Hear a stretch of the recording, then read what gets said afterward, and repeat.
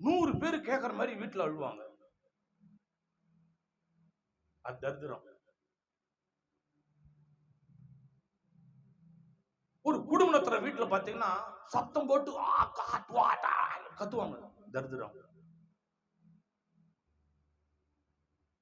நம்ம ஆண்டவர் எப்படிப்பட்டவர்? சாந்தமுள்ள தெய்வம். வீட்டுல இருக்க மாட்டார், போயிடுவாரு. ஐயோ இது என்னடா பயங்கரமா இருக்குது.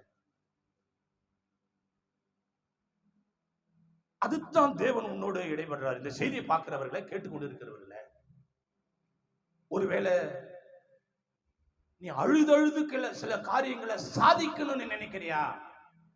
தரித்திரம். அழ, எப்ப பார்த்தாலும் அழ அழ அழ. இல்ல இல்ல இல்ல, எல்லார் கண்ணிலையும் தண்ணி வரும். தேவ பிள்ளைகள,